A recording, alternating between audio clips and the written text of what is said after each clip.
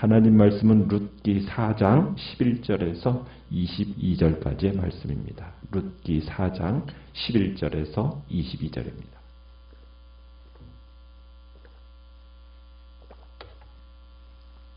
룻기 4장 11절입니다. 성문에 있는 모든 백성과 장로들이 이르되 우리가 증인이 되나니 여호와께서 내 집에 들어가는 여인으로 이스라엘의 집을 세운 라헬과 레아 두 사람과 같게 하시고 내가 에브라데서 유력하고 베들레헴에서 유명하게 하시기를 원하며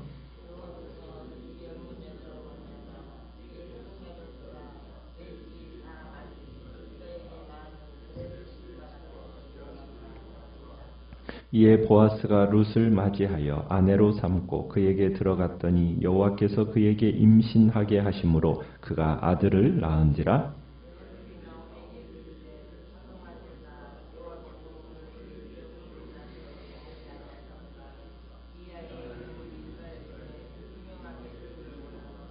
이는 내 생명의 회복자이며 내 노년의 봉양자라. 곧 너를 사랑하며 7 아들보다 귀한 내 며느리가 낳은 자로다 하니라.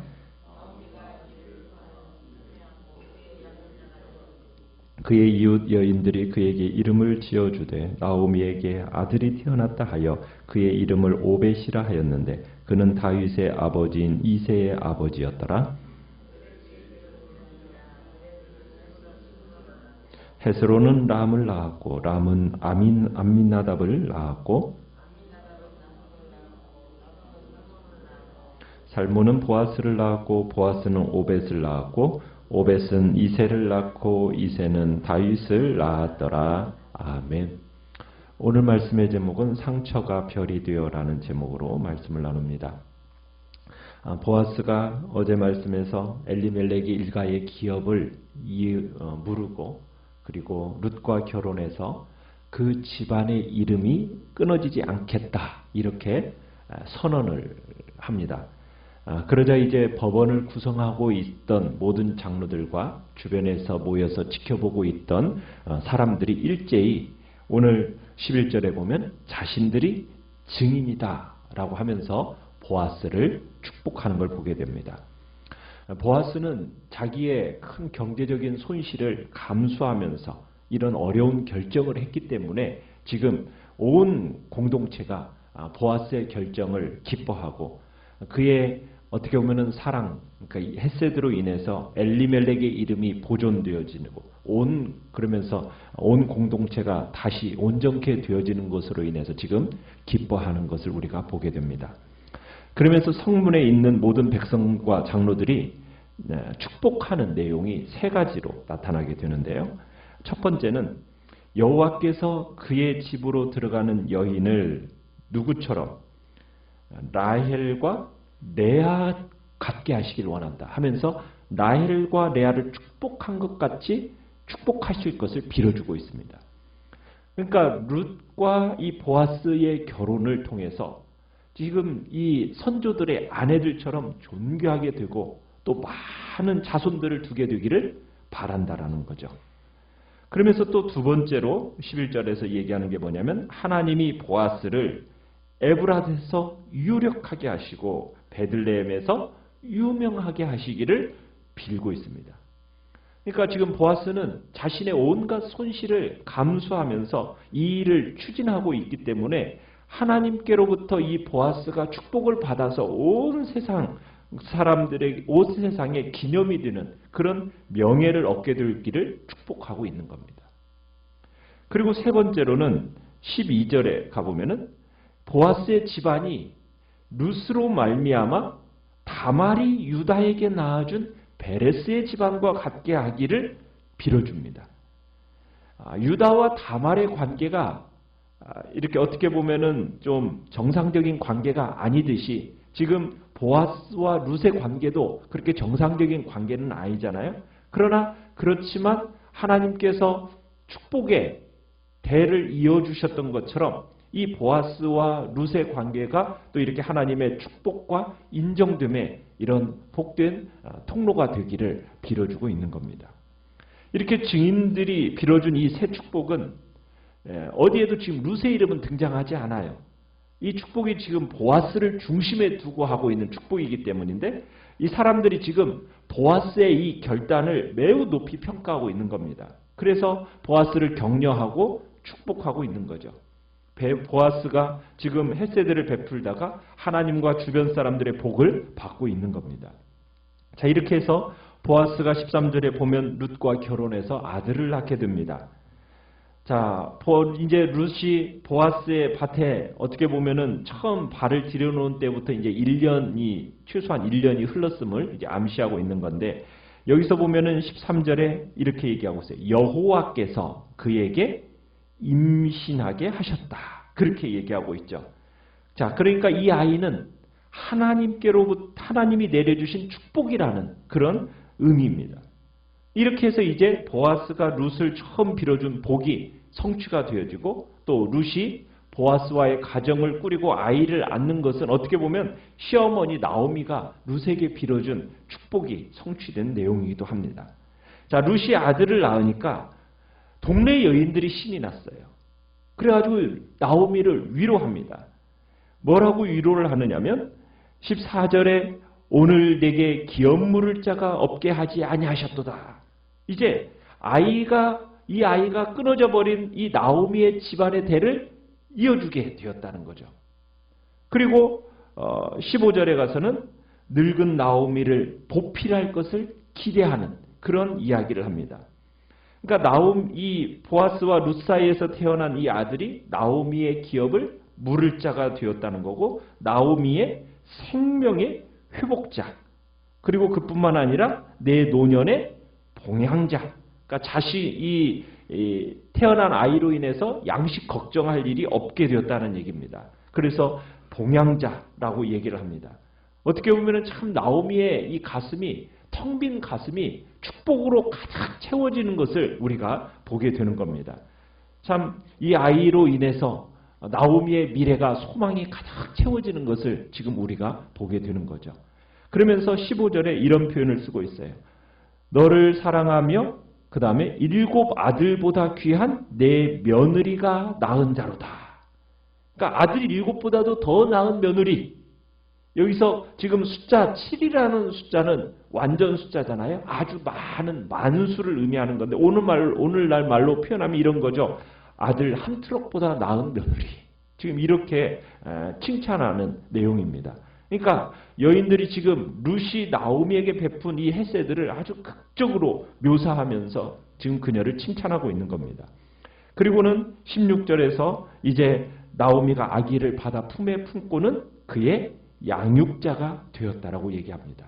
참 나오미가 귀한 며느리가 낳은 이 아들을 자신의 품에 안고서는 날마다 바라보는 그 양육의 기쁨을 누리게 되었다는 거죠. 참 이 순간 나오미는 얼마나 행복했겠습니까? 그런데 이 아이의 이름을 짓게 되는데 누가 지어주었습니까? 17절에 보면은 그의 이웃의 여인들이 이 아이의 이름을 지어줬어요. 뭐라고 지어줬어요? 오벳이라고 지어줬습니다. 자, 이 오벳이라는 의미는 뭐냐면 섬기는 자, 이런 뜻이에요. 그러니까 이 여인들이 아마 그렇겠죠. 늙은 나오미를 잘 섬겨줄 것을 기대하면서 지어준 이름이었던 것 같아요. 또 하나님의 은혜로 태어났기 때문에 평생 동안 주님을 잘 섬기라는 취지에서 아마 오벳이라는 이름을 지어줬던 것 같습니다. 자, 그러면서 이제 룻기가 마무리를 어떻게 짓고 있느냐면 마지막 5절은 계보로 마무리를 지어요.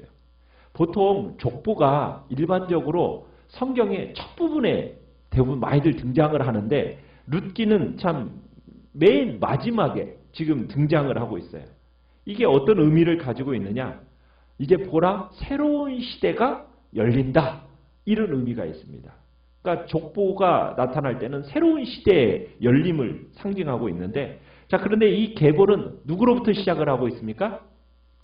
베레스로부터 시작을 하고 있죠. 이 베레스는 누가 낳은 아들이에요? 유다가 다말로부터 낳은 아들이죠. 자, 그래서 이제 베레스부터 시작해서 누구까지?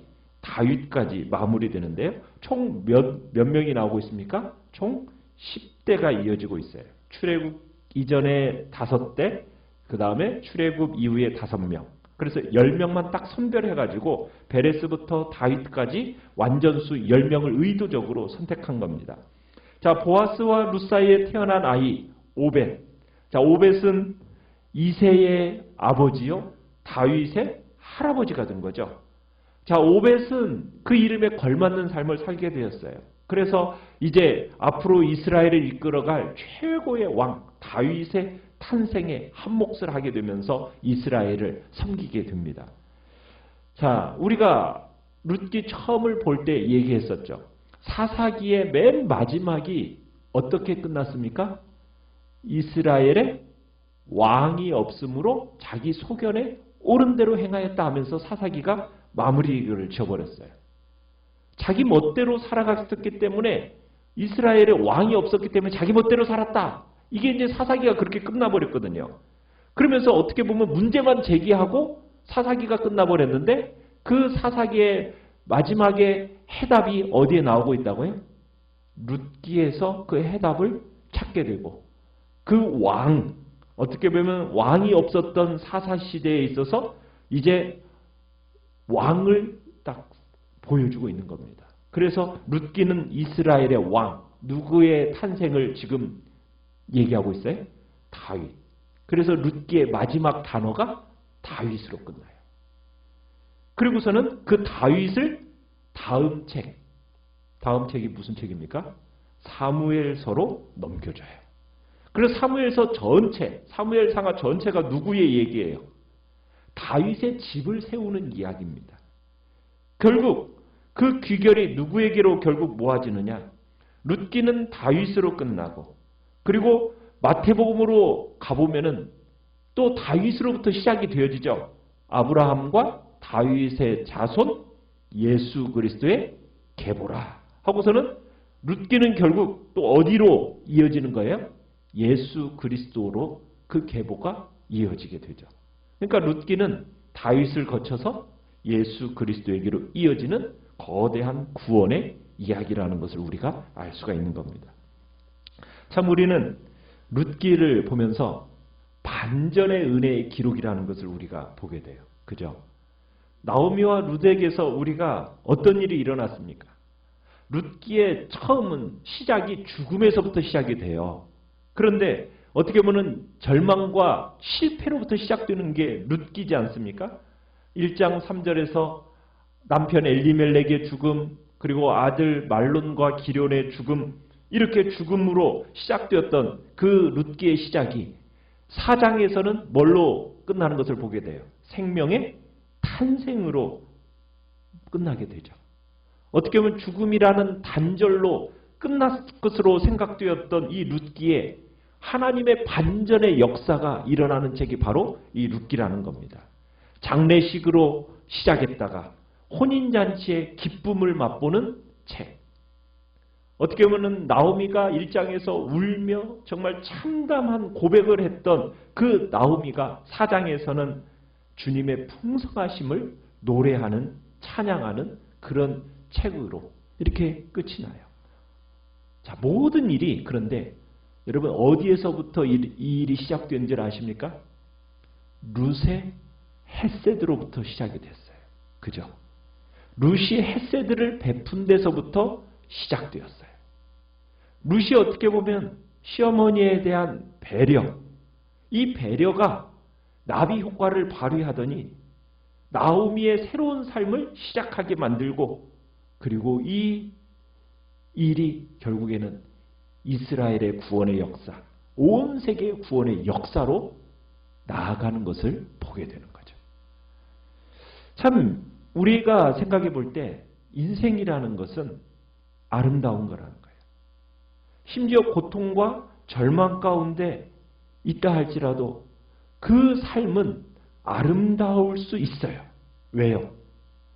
반전의 하나님이 우리의 인생을 어떻게 바꾸실지 모르기 때문이에요. 그러니까 우리는 우리의 인생 속에서 반전의 하나님이 계시다라는 것을 우리는 믿고 살아가는 겁니다. 그러니까 하나님이 하시는 일, 우리는 경탄하지 않을 수 없다라는 거예요. 우리는 꿈도 꾸고 상상도 해요. 여러분 그런데 하나님이 이 하시는 이 경이로운 일은 우리가 수용하기에 너무나도 그 꿈이라는 것은 짧고 우리의 상상력은 너무나도 좁아요. 그렇지 않습니까? 여러분, 이 룻기를 통해서 이 한 가족의 구원 이야기가 베들레헴 전체 이야기가 되고 베들레헴에서부터 시작된 이 한 가족의 구원이 여러분 이스라엘 국가 전체의 운명을 좌우하는 일이 되고 이 일이 결국에는 이스라엘 국가 구속의 이야기일 뿐만 아니라 전 세계 사람들의 그 생사를 가름하는 복음이 되어버립니다.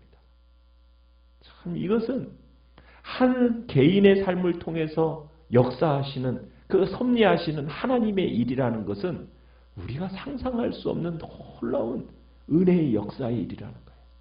이건 지금도 계속되고 있습니다. 하나님의 이 구속의 드라마는 지금도 진행 중이에요. 구원의 역사는 꼬리에 꼬리를 물고 날마다 우리의 삶을 엮으면서 그 하나님의 놀라운 섭리를 나타내고 있다라는 겁니다. 여러분, 우리가 겪고 있는 인생의 변수, 그 가운데 여전히 구속주가 계시고 우리의 인생의 반전의 역사를 이끌어가고 계시는 하나님이 우리의 인생을 붙드시고 섭리하신다라는 것 믿으시길 바라요. 우리가 그 가운데 그 보아스와 룻을 만나게 되고 그들의 신기한 만남을 통해서 오벳을 낳게 하시고 오벳은 이새는 다윗을 통해서 예수 그리스도를 그리고 온 세상의 구원의 역사를 이뤄가시는 지금도 쉬지 않고 일하시는 하나님의 구원의 역사를 오늘도 우리는 기대하면서 정말 우리의 눈물 골짜기를 지난 후에 하나님께서 주실 그 축복의 동산이 우리에게 있게 될 것에 대한 찬양과 감사로 오늘 이 시간 보내시기를 간절히 축원합니다. 오늘 말씀을 생각하면서 기도하시고요.